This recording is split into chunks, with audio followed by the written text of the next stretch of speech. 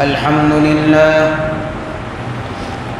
لله نحمده ونستعينه ونستغفره ونؤمن به ونتوكل عليه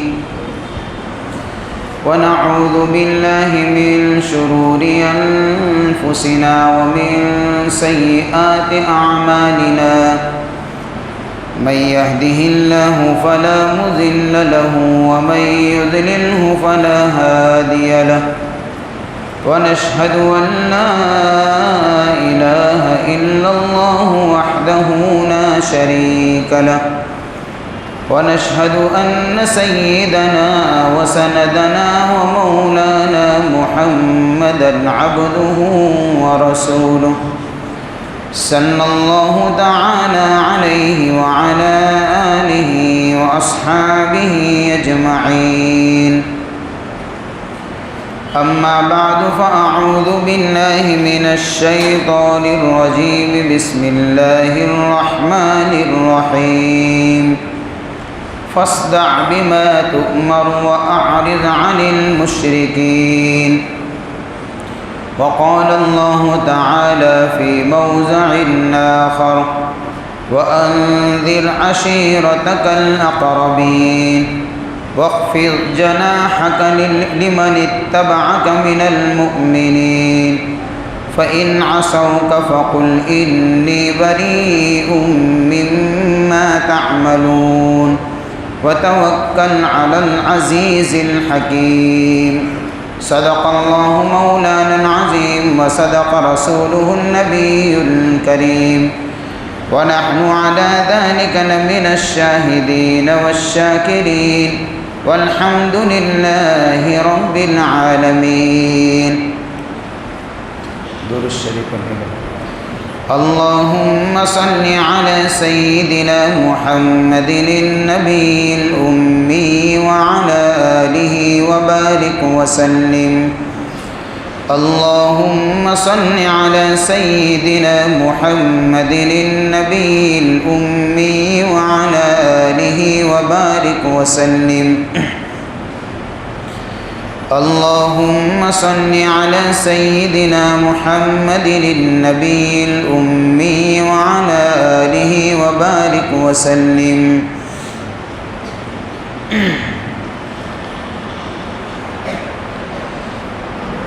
قابل قدر محترم دوستو بزرگوں، آج کا عنوان ہے درس سیرت پارٹ نمبر 18، جس میں اس بات کو آپ کے سامنے لانے کی کوشش کی جائے گی کہ حضور صلی اللہ علیہ وسلم نے اعلانیہ یعنی کھل کر لوگوں کو اللہ کی طرف بلانا شروع کیا تو کیا حالات پیش آئے.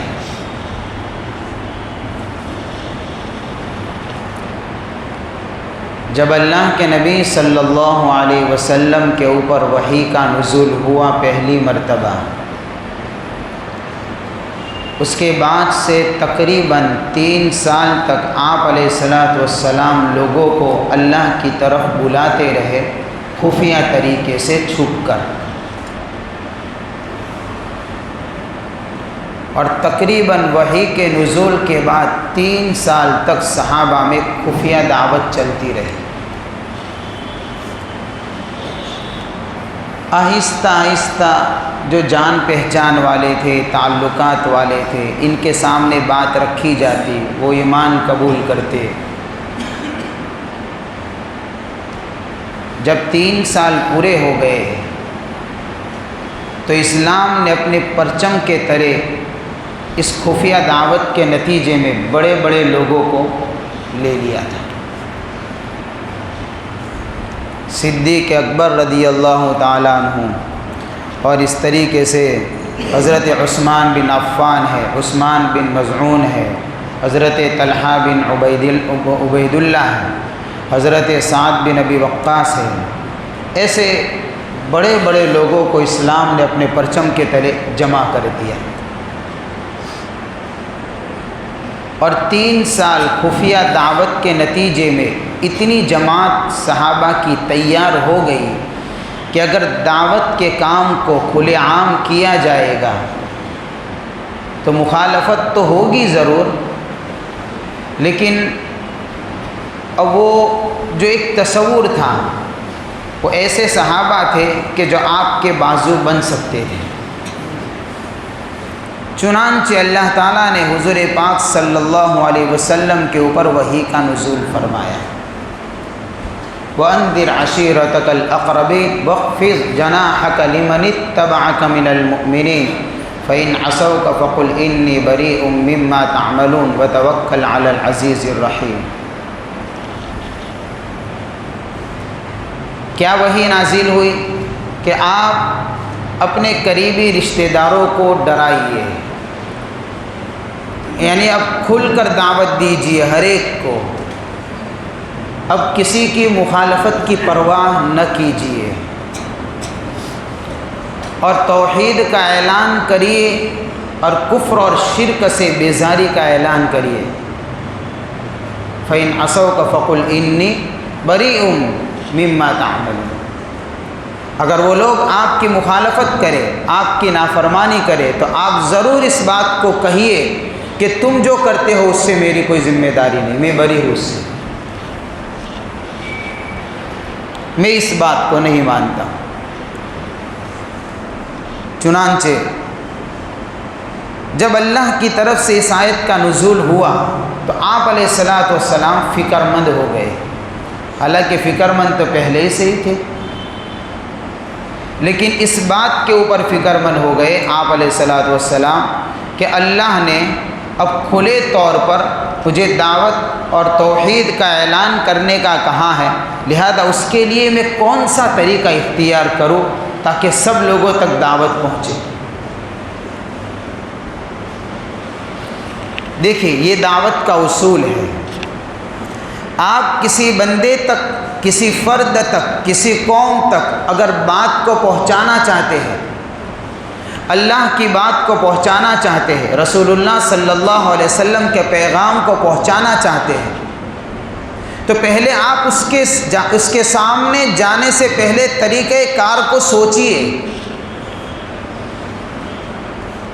میں کون سا طریقہ اختیار کروں گا تو وہ آدمی میرے بات کو مانے گا، وہ جماعت میری بات کو مانے گی، مجھے اس وقت کیا حالات پیش آئیں گے، مجھے کس طریقے سے اس کا مقابلہ کرنا ہے۔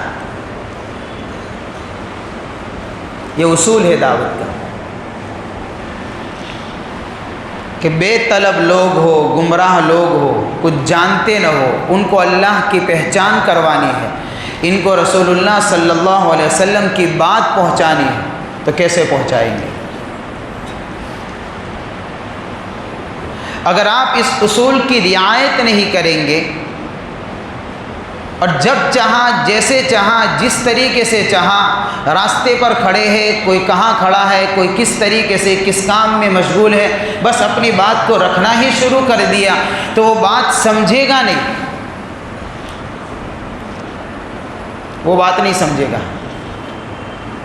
بلکہ وہ دل میں سوچے گا کہ یہ بس اپنی ہی چلانے کے لیے آ گیا ہے، میں میرے کام میں لگا ہوا ہوں، مجھے کچھ مشغولی ہے، پوچھتا بوجھتا ہے نہیں اور گھس جاتا ہے، تو نقصان ہوگا، بات نہیں سمجھے گا سامنے والا۔ پہلے دیکھیے وہ کس وقت فری رہتا ہے، کون سا اس کے پاس وقت ہے، پھر جائیے اپنے پیغام کو لے کر اس کے پاس پہنچے۔ تو آپ علیہ السلام اس سلسلے میں فکر مند ہو گئے کہ مجھے اللہ نے حکم تو دے دیا کہ اپنے قریبی رشتہ داروں کو ڈرائیے۔ اتنے فکر مند ہو گئے آپ اس سلسلے میں، اتنے فکر مند ہوئے کہ آپ کے خاندان والوں نے ایسا سمجھ لیا کہ حضور بیمار ہو چکے ہیں، چنانچہ لوگ بیمار پرسی کے لیے آنے لگے، تیمارداری کے لیے آنے لگے، آپ کی پھوپھیاں بھی آنے لگی۔ تو آپ علیہ السلام نے اپنی پھوپھیوں سے کہا کہ میں بیمار نہیں ہوں، مجھے اللہ نے ایسا حکم کیا ہے، اب اس بات کو میں اپنے گھر والوں تک، یعنی اپنے خاندان تک، اپنے قبیلے تک پہنچانا چاہتا ہوں، بس اس سلسلے میں فکر مند ہوں۔ تو آپ کے خاندان میں جو آپ کے سپورٹر تھے، جیسے آپ کی پھوپھیاں ہیں اور آپ کے چچا ابو طالب وغیرہ جو ہے، ان کی طرف سے سپورٹ ملا اور انہوں نے کہا کہ آپ ایک کام کیجئے، آپ دعوت کیجئے سارے لوگوں کی اور بلائیے۔ چنانچہ روایتوں میں آتا ہے کہ اللہ کے نبی صلی اللہ علیہ وسلم نے حضرت علی رضی اللہ تعالیٰ عنہ کو حکم فرمایا کہ آپ دعوت کا انتظام کرو۔ کیا چیز کھانے میں کھلائی؟ بکری کے ران کا تھوڑا سا حصہ، ایک پیالہ دودھ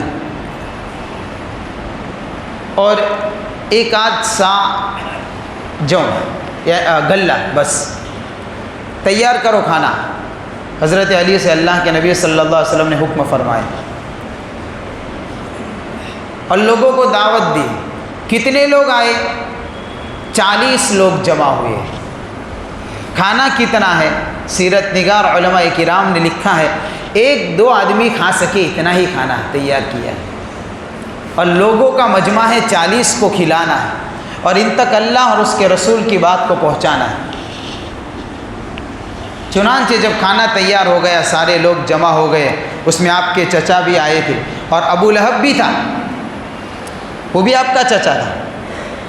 حضرت عباس بھی تھے اس وقت، حضرت حمزہ بھی تھے، ابو طالب تھے اور دیگر قبیلے کے لوگ تھے۔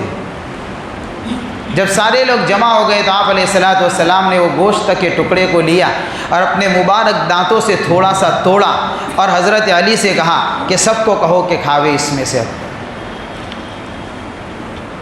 سب نے پیٹ بھر کر کھایا اور بچ گیا۔ کتنا کھانا تھا؟ 2 آدمی مشکل سے یا 1 آدمی کھا سکے، لیکن سب نے کھایا بھی اور بچا بھی۔ پھر حضرت علی سے فرمایا کہ اب دودھ لاؤ۔ وہی 1 پیالہ دودھ 1 آدمی پی سکتا ہے۔ حضرت علی سے کہا سب کو پلاؤ، تو سب نے پیٹ بھر کر پیا بھی اور بچا بھی۔ اب آپ علیہ الصلوۃ والسلام اس کے بعد اپنی بات کو رکھنا چاہتے تھے کہ اتنے میں ابو لہب بیچ میں بول پڑا۔ کیا بولا وہ؟ کہ بڑا عجیب جادوگر لگتا ہے یہ تو، ایسا عجیب و غریب جادو ہم نے دیکھا ہی نہیں کہ اتنا سا کھانا اتنے لوگوں کو کھلا دیا، بھاگ جاؤ سارے لوگ یہاں سے۔ تو بات کرنے کا موقع ہی نہیں دیا۔ لوگ کہتے اس کی بات مت سنیو۔ ہاں، مت سنیو کا طریقہ کار دیکھ لیجئے، کس کی مت سنیو؟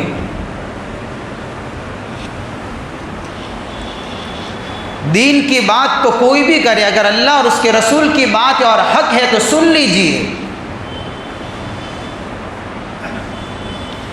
جب اللہ کے کلام کی کوئی بات کرتا ہے، جب رسول اللہ کی حدیث کی بات کرتا ہو، ہم نہیں دیکھتے آج کل سوشل میڈیا کے اوپر کئی مندروں کے پجاری قرآن کی آیتوں پڑھ کر اس کا ترجمہ کرتے ہیں۔ اگر یہ ویڈیو وائرل ہو جاتا ہے، اس کی بات کو سنتے ہیں، تو آخر ہمارے بھائی کی بات کو کیوں نہیں سنا جاتا ہے؟ کیا اس نے قرآن کی آیت کو بدل کر پڑھا؟ اگر اس نے ترجمہ صحیح کیا تو غلط کام کیا اس نے، یہ بات الگ ہے کہ اس میں ہدایت نہیں ہے، لیکن جو آیت پڑھتا ہے اور جو آیت کا ترجمہ اگر صحیح کرتا ہے تو آپ سنیں گے تو کیا حرج ہے، اور سنتے ہیں لوگ۔ اس لیے ہر ایک کی بات کو سنو، جو اللہ کے پیغام کو پہنچائے، جو رسول اللہ کے پیغام کو پہنچائے، عظمت کے ساتھ میں سنیے، اللہ اس نور کو دلوں میں اتارے گا۔ ابو لہب نے ہنگامہ مچا دیا، سارے لوگ بھاگ گئے کیونکہ قبیلے کا سردار تھا۔ آپ علیہ الصلوۃ والسلام کو دکھ بھی ہوا کہ تو بات کرنے کا موقع ہی نہیں دے رہا۔ پھر حضرت علی سے کہا کہ علی، تم نے دیکھا بات کرنے کا موقع نہیں ملا تھا، پھر سے دعوت کریں گے، پھر سے کھلائیں گے، پھر سے انتظام کرو۔ پھر کھلایا پلایا، پھر بات کرنے کا موقع آیا تو پھر وہ بیچ میں وہی بول پڑا۔ اس مرتبہ بھی بات کرنے کا موقع دیا نہیں، سب لوگوں کو منتشر کر دیا، بھگا دیا مجمع میں سے کہ کوئی بات سنے ہی نہیں۔ آخر کا آپ علیہ الصلوۃ والسلام نے صفا پہاڑی پر چڑھ کر ایک آواز لگائی،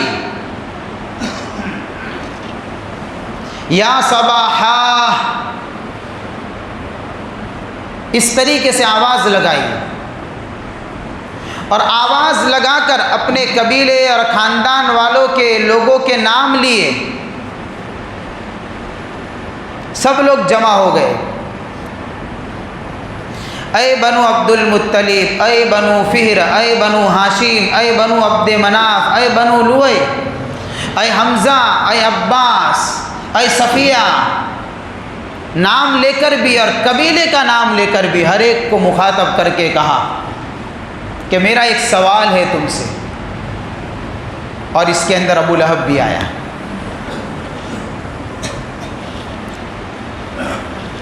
کیا سوال ہے؟ سوال یہ ہے کہ اگر میں تم کو یوں کہوں اس صفا پہاڑ کے پیچھے کوئی لشکر ہے جو تم پر حملہ کرنے والا ہے اور تم کو تہس نہس کر دے گا، تم کو ہلاک کر دے گا، تم کو برباد کر دے گا، کیا تم میری بات کو یقین سے مانو گے؟ سارے مجمع نے بیک زبان کہا کہ ہم آپ کی بات کو کیوں نہیں مانیں گے، ہم نے آپ کی زندگی میں سچائی کے سوا کوئی چیز دیکھی نہیں ہے، ہم نے آپ کی زندگی میں امانت داری کے علاوہ کسی چیز کو دیکھا نہیں ہے، اگر آپ کہتے ہیں تو مان جائیں گے۔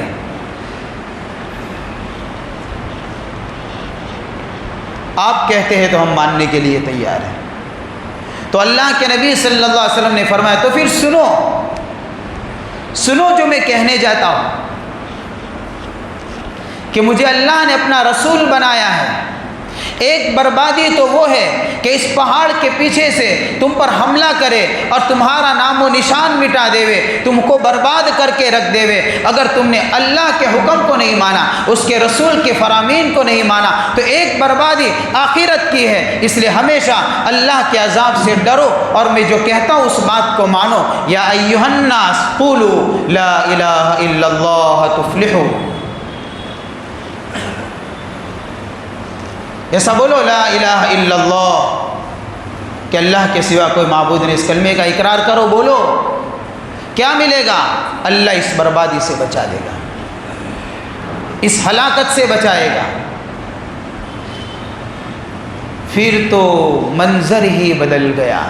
جس قوم نے ابھی چند منٹ پہلے یہ کہا کہ آپ کی سچائی پر ہمیں شک نہیں ہے، جس قوم نے ابھی چند ہی منٹ پہلے ابھی یہ کہا ہمیں آپ کی امانت داری پر شک نہیں ہے، جس نے صداقت کا اقرار کیا، اس قوم نے امانت کا اقرار کیا، وہی قوم کے اندر سے ابو لہب کھڑا ہوتا ہے سب سے پہلے، اور اس نے آ کر آپ علیہ الصلوۃ والسلام کے شان میں گستاخی کی اور یوں کہا تبا لک سائر الیوم لہذا جمعتنا،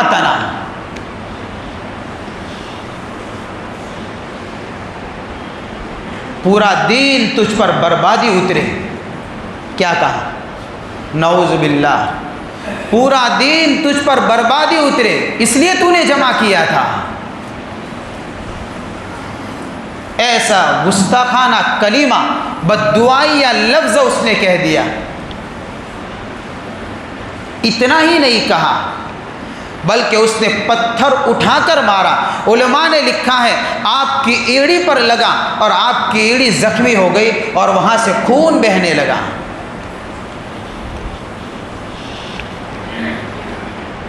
یہی وہ ابو لہب ہے جس نے حضور کی پیدائش کے اوپر خوش ہو کر اپنی باندی کو آزاد کر دیا تھا، اس نے جشن منایا تھا۔ نبی کی ولادت پر جشن تو منایا، نبی کی دعوت کو لبیک کہہ کر نہیں پکارا اس نے۔ میدان عمل سے بھاگ گیا۔ اس کا یہ جشن منانا اس کو آخرت میں نجات نہیں دے گا۔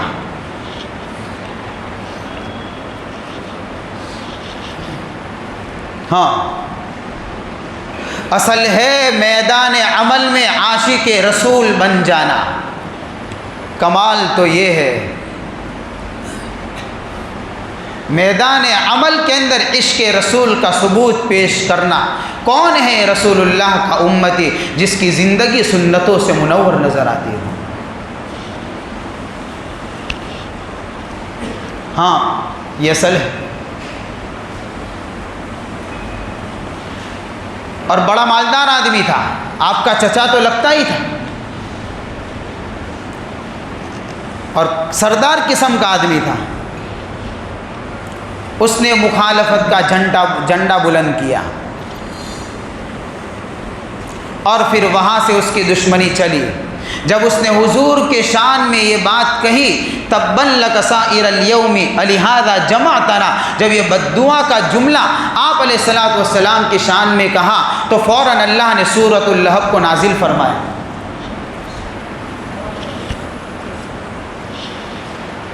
فوراً اللہ تعالیٰ نے سورۃ اللہب کو اتارا، جس میں قیامت تک کے لیے اس پر لعنت کے کلمات اللہ نے اتارے، اور کہہ دیا اللہ نے تبت یدا ابی لہب وتب، یہ کیا میرے حبیب کو بد دعا دے گا؟ یہ کیا بد دعا دے گا میرے حبیب کو؟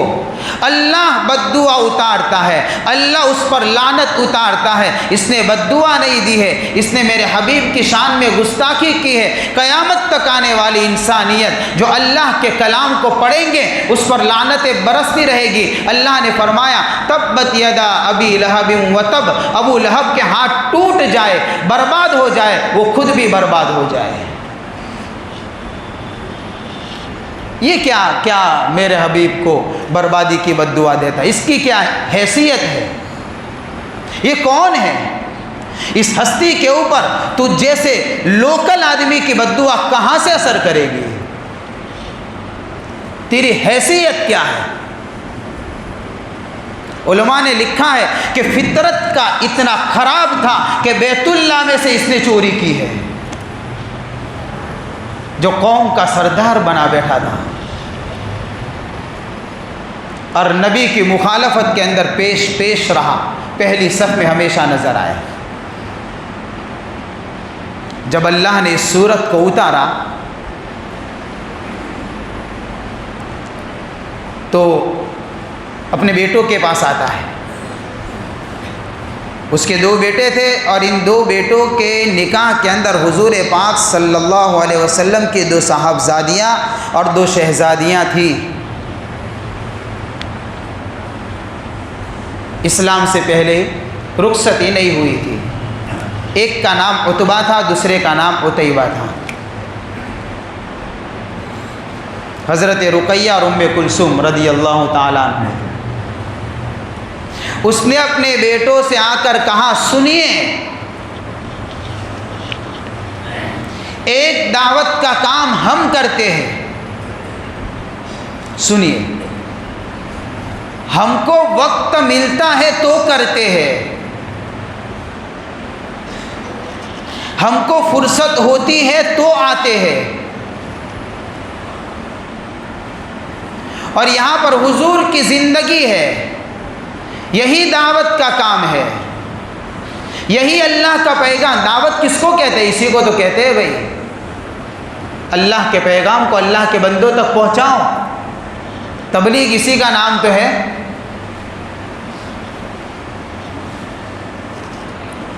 اپنے بیٹوں سے آ کر کہتا ہے کہ ابی نے ابی تم یعنی حضور کی بیٹیوں کو طلاق دے دو، اگر نہیں دینے کے لیے تیار تو بھول جاؤ میں تمہارا باپ ہوں۔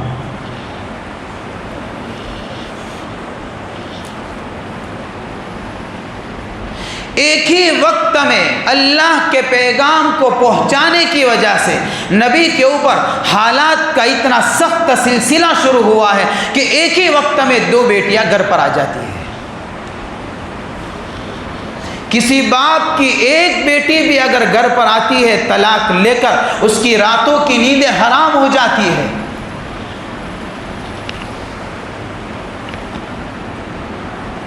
ہاں، کسی کی ایک بیٹی بھی اگر گھر پر آتی ہے تو، یا حضور کی 2 بیٹیاں آ رہی ہے اور ایک ساتھ میں آ رہی ہے، قصور کوئی نہیں ہے،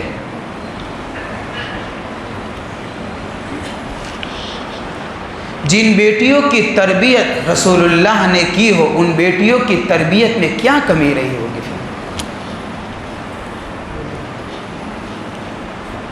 پوچھئے تو صحیح، آپ کی دو شہزادیاں کیوں گھر پر آئی ہیں؟ اتنا ہی نہیں ہوا، سنیے ذرا پیغام ربانی کو کیسے پہنچایا جاتا ہے، سنیے۔ ایک بیٹے نے تو حضور کی بیٹی کو صرف طلاق دی، لیکن سیرت نگاروں نے لکھا ہے کہ جس میں چھوٹا بیٹا تھا، اس نے طلاق پر ہی کام بس نہیں کیا، بلکہ جا کر حضور کے چہرے انور پر اس نے تھوکا بھی ہے۔ ہاں،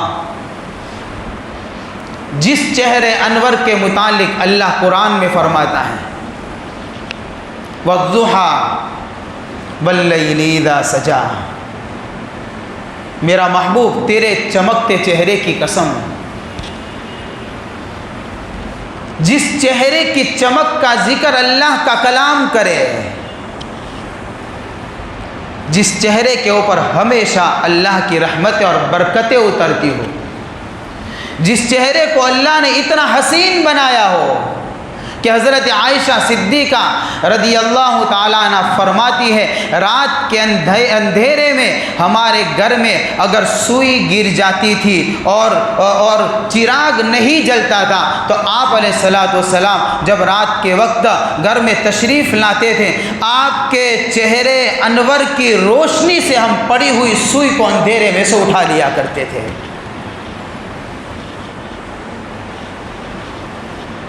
ہاں، اس چہرے پر اس ملعون نے تھوکا۔ یہ نبی کے محبوب ہے جن پر تھوکا جاتا ہے، تکلیف نہیں ہوئی ہوگی؟ ہاں، دل اتنا دکھا کہ مبارک زبان سے بد دعا نکل گئی۔ اللہم سلط قلبا من کلابک، بد دعا کے جملے نکل گئے حضور کے مبارک زبان سے، اے اللہ اس کے اوپر آپ کے کتوں میں سے کوئی کتا مسلط کر دے۔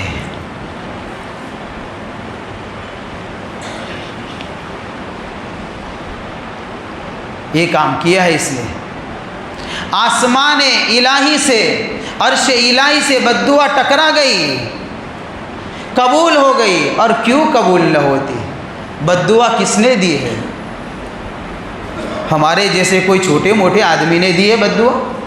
ہاں، بد دعا دینے والے امام الانبیاء ہے، جس کی زبان مبارک سے نکلنے سے پہلے اللہ کاموں کو بنایا کرتا ہے۔ اس مبارک زبان سے جب بد دعا کے جملے نکلیں گے تو تباہی یقینی ہے۔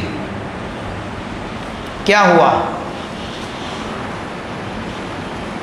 ایک مرتبہ ملک شام کے سفر پر بد دعا کا اثر بتا رہا ہوں، دعوت کے نتیجے میں آپ پر آنے والے حالات اور آپ کا صبر، آپ کا پہاڑ سے زیادہ مضبوط استقامت، آپ کے عظیم حوصلے، آپ کا عظیم کردار۔ ملک شام کے سفر کے اوپر ایک قافلہ روانہ ہوا ہے، اس قافلے کے اندر ابو لہب کا وہ بیٹا بھی ہے جس کو بد دعا دی ہے، ابو لہب بھی ہے۔ راستے میں جا کر ایک جگہ پر قافلہ رکا رات کے وقت، تو ابو لہب نے کہا کہ بد دعا تو یاد ہے، اس کو بھی یقین تھا۔ سنیے، اس دشمن رسول کو بھی یقین تھا کہ اس زبان سے نکلی ہوئی باتیں کبھی ٹھکرائی نہیں جاتی۔ ہاں، ہمیں رسول اللہ کی زندگی پر کتنا یقین ہے، ہمیں آپ کے فرامین پر کتنا یقین ہے، اس بات کو پوچھئے ذرا اپنے دلوں سے۔ اس دشمن رسول کو یقین ہے کہ اثر تو ہونا ہے بد دعا کا.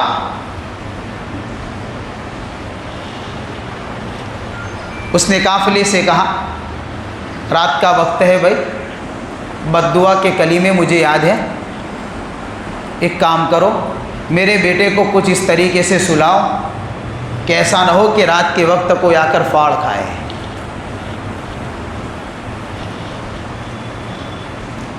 تو قافلے نے انتظام کیا اس کے سونے کا.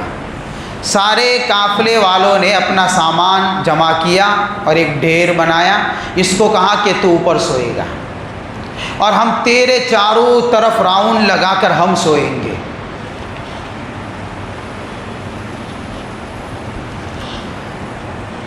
لیکن جو فیصلہ رب کے دربار میں ہو جاتا ہے، دنیا کی طاقت اس فیصلے کو نافذ کرنے سے نہیں روک سکتی ہے.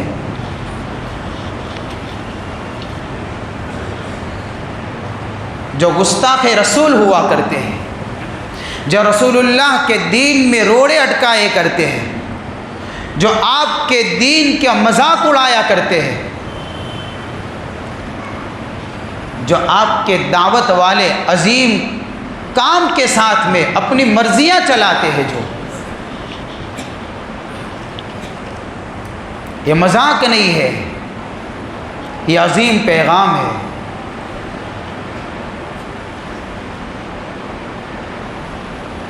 جو رکاوٹیں ڈالیں گے بیچ میں، جو اللہ کے نبی کی شان میں گستاخیاں کریں گے، تو سنیے ان کے انجام کو سنیے. بیٹے کا حشر تو یہ ہوا ہے، رات کے وقت ڈھیر پر سویا ہوا ہے، پورے قافلے کے سامان کے اوپر اس کو سلایا ہے تاکہ پھاڑ کھانے والا کوئی درندہ اوپر نہ چڑھ جائے، اور چاروں طرف پورا قافلہ سویا ہوا ہے. شعر آتا ہے، علماء نے لکھا ہے، ہر ایک کو سونگا ہے، سونگنے کے بعد سیدھی اس نے چھلانگ لگائی ہے، اس پر حملہ کیا ہے، حملہ کرنے کے ساتھ اس کے سر کو تن سے جدا کر دیا ہے. اللہم سلط علیہ کلبا من کلابک، یہ نبی کی بد دعا تھی اس کے لیے. اے اللہ مسلط کر دے، اپنا کوئی کتا مسلط کر دے اس کے اوپر. یہ عبرت کا نشان بن جائے. جس نے نبی کی بیٹی اور شہزادی کی شان میں بھی گستاخی کی ہے، اور جس نے امام الانبیاء کے شان میں بھی گستاخی کی ہے. اللہ بتا تو اپنی پکڑ بتا دے ایسے لوگوں کو. جب تیرا غضب اترتا ہے تو کوئی پاس میں بھٹکتا بھی نہیں ہے، پھر کوئی سہارا نظر نہیں آتا ہے. ان بطش ربک لشدید، اس لیے اللہ نے کہا ہے جب اللہ کی پکڑ آتی ہے اتنی خطرناک ہوا کرتی ہے تو کوئی چھوڑا بھی نہیں سکتا ہے. یہ بیٹے کا انجام ہوا، اور ابو لہب نے بھی کوئی کسر نہیں چھوڑی حضور کو ستانے میں اور تکلیف پہنچانے میں. طارق بن عبداللہ محاربی رضی اللہ تعالیٰ عنہ فرماتے ہیں کہ ایک مرتبہ حج کے موسم میں ذو المجاز نامی ایک بازار کے اندر گیا. مدینہ کے اندر جب مکہ میں جب حج کا موسم آتا تھا تو اطراف سے جب لوگ آتے تھے تو بازار لگا کرتے تھے، وہاں کی چیزیں یہاں بیچتے تھے، یہاں کی چیزیں وہاں لے جاتے تھے اپنے اپنے ملکوں میں. تو میں نے ایک شخص کو دیکھا جس نے سرخ اور لال جوڑا پہنا ہوا ہے اور لوگوں کے مجمع میں جا جا کر اعلان کرتا ہے، یا ایھا الناس قولوا لا الہ الا اللہ تفلحوا. اے لوگوں کہو اللہ کے سوا کوئی معبود نہیں، کہو اس بات کو بولو، کیا ملے گا؟ اللہ دنیا بھی کامیاب کرے گا، آخرت بھی کامیاب کرے گا. ایک شخص کو میں نے دیکھا اس طریقے سے آگے آگے جا رہا ہے اور لوگوں کو بات پہنچاتا جا رہا ہے، لوگوں کو کہتا ہوا جا رہا ہے. اس کے پیچھے ایک شخص ہے، وہ اس کے جب یہ کہتا ہے تو فوراً پیچھے والا شخص بول پڑتا ہے کہ یہ پاگل ہے، یہ جھوٹا ہے، یہ مجنون ہے، اس کی بات کو مت سنو، اور پتھر برساتا ہے. اس کے مبارک جسم سے خون جاری ہو چکا ہے. طارق بن عبداللہ محاربی رضی اللہ تعالیٰ عنہ فرماتے میں نے جب یہ منظر دیکھا تو کسی ایک آدمی سے میں نے پوچھا کہ کون ہے.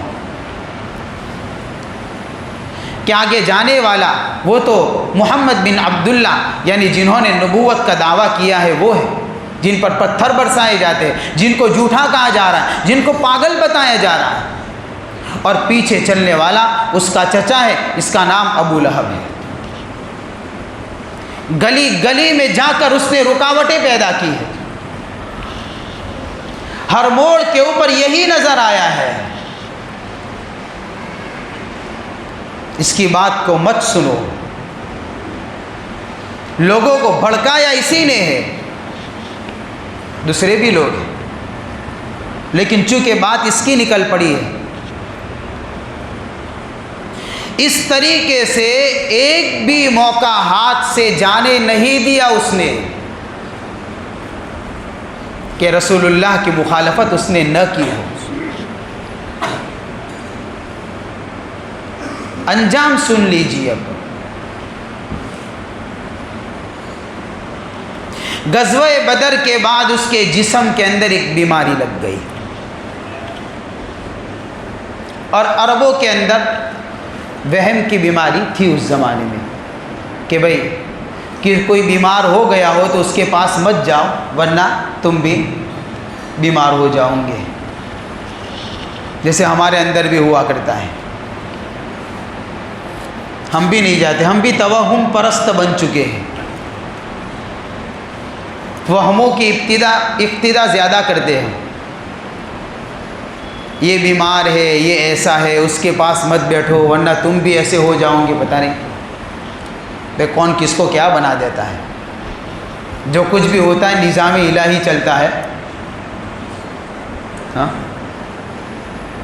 بیماریاں تھوڑی لگا کرتی ہے، لیکن چونکہ ان کے اندر تھا یہ، اب اس کو تو بیماری لگ گئی ہے، چیچک کی بیماری، یعنی جسم میں کچھ دانے جیسا نکل گئے۔ تو لڑکوں نے دیکھا، اس کے لڑکوں نے کہہ رہے یہ تو بڑا عجیب حال ہو چکا ہے بڈھے کا، تو لڑکے بھی ڈر گئے، تو اس کو اٹھا کر ڈال دیا ایک کوٹڑی میں، تو وہیں پڑا رہے گا، ہمارے گھر میں نہیں۔ کون ہے؟ بہت بڑا مالدار اور تاجر ہے، قوم کا سردار ہے، جب یہ بولتا تھا لوگ اس کی بات کو توجہ سے سنا کرتے تھے، لیکن آج یہ حال ہو چکا کہ اس کے ہی لڑکوں نے پکڑ کر اس کو اٹھا کر ایک کوٹھڑی میں ڈال دیا، یہی پڑا رہے گا، یہ کوئی بھی پاس میں نہیں جائے گا، کوئی کھانا دینے کے لیے بھی نہیں جاتا تھا، اس کے لڑکے نہیں جاتے تھے، گھر میں سے کوئی بھی نہیں جاتا تھا، اس کو باہر بھیج دیا تھا۔ ایک حبشی کو رکھا تھا، علماء نے لکھا ہے کہ وہ جاتا تھا، ایک حبشی کو، یعنی کہ اس کو کہا کہ بھئی تجھے پگار دیں گے، خدمت کرے گا بوڑھے کی، کہ کتنا کہ اتنا، تیار ہو۔ جب اللہ کی لعنتیں برسا کرتی ہے تو انجام کبھی اچھا نہیں ہوا کرتا ہے۔ اس حبشی نے کہا کہ سودا بہت اچھا ہے، اب یہ لڑکے اس کو کھانا دیتے تھے، فروٹ وغیرہ جو بھی چیزیں وہ دیتے تھے، یہ جاتا تھا اور چھپ کر خود ہی کھا جاتا تھا، اس بوڑھے کو تو ملتا ہی نہیں تھا، اور وہ تو بول نہیں سکتا تھا اب تو، لہذا اس نے بھی سوچ لیا کہ نوکری اچھی ہے، پگار بھی ملتا ہے، کھانا بھی شاہی ملتا ہے، امیر گھرانے کا تھا تو کھانا تو اچھا ہی ہوگا، لہذا اس نوکری کو پکڑے رکھو۔ اور ابھی اکیلا پڑا ہوا ہے، نہ کوئی آتا ہے خبر پوچھنے کے لیے، نہ یہ کچھ کر سکتا ہے، اب بے بس ہو چکا ہے، اس حال میں مر چکا، اس بیماری میں تڑپ تڑپ کر مر گیا، اس کی لاش پڑی رہی۔ قبیلے والوں نے اس ابو لہب کے بیٹوں سے کہا کہ پتہ نہیں تم کیسے لوگ ہو، تمہارا باپ مر گیا ہے، اس کی لاش میں سے اب تو بدبو آنے لگی ہے، اس کو دفناؤ کسی جگہ پر جا کر۔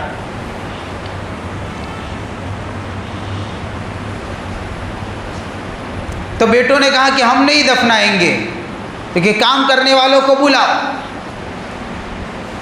لہذا ایسے کام والوں کو بلایا، اور بلا کر ان کو کہا کہ اس کو سلاؤ اور ناک پر کپڑا باندھ کے اس کو گڑھے میں ڈال کے آ جاؤ. کوئی بھی گیا نہیں ہے. چنانچہ اس کو اس حال میں پہنچایا گیا قبر کے گڑھے کے پاس اور اس کو گڑھے کے باہر اتارا گیا اور لکڑی سے دھکا دے کر گڑھے کے اندر پھینک دیا گیا. اس پر مٹی ڈال کر آ گئے.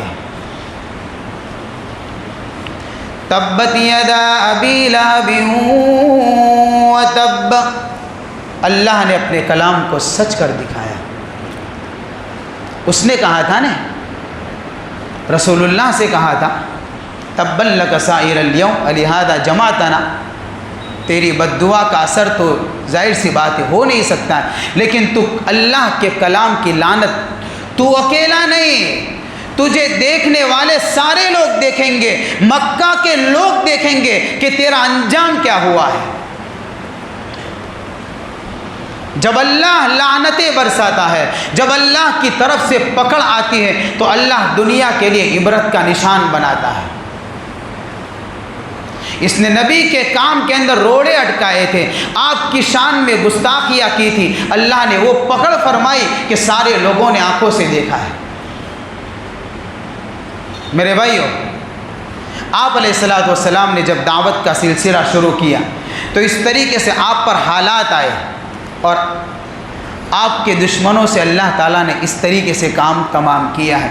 خیر، اس واقعے سے اور آپ کی زندگی سے سبق ملتا ہے کہ دعوت والے کام کے ساتھ میں اپنے آپ کو لگائے رکھنا چاہیے، اس کی قدر کرے، اپنے اوقات کو اس میں لگائے. لوگ سمجھتے ہیں کہ اس میں کیا کرنے کا، بھائی کیا کرنے کا، دیکھو تو صحیح نبی والا کام کون کرتا ہے اس کو مت دیکھیے. ہم تو چہرے دیکھ کر جماعت میں بھی جاتے ہیں، کون کون جا رہا ہے تو اس کے ساتھ ہم چہرے دیکھ کر مسجد اور جماعت میں بھی بیٹھیں گے. یہ حال ہو چکا ہے ہمارا. وہ اللہ کے نبی کے دین کا کام ہے، اگر ہم کو ضرورت ہے تو آئیے، ورنہ اللہ نے تو قرآن میں اعلان کر دیا ہے وَمَن يَسْتَبْدِلْ قَوْمًا غَيْرَكُمْ ثُمَّ لَا يَكُونُوا أَمْثَالَكُمْ. ہم سے نہیں ہو سکتا ہے تو اللہ کہتے پرواہ نہیں، نکل جاؤ یہاں سے، ہم کسی اور قوم کو لائیں گے، وہی کر کے دکھائیں گے. ہاں، وہی کر کے دکھا دیں گے. تم سے نہیں ہو سکتا ہے تو تمہاری ضرورت بھی نہیں ہے. اللہ تو بڑا بے نیاز ہے، بس یہ اللہ کا جواب ہے. اس لیے قدر کرنی چاہیے. اللہ تعالی ہم سب کو عمل کی توفیق عطا فرمائے. وآخر دعوانا ان الحمد للہ رب العالمین.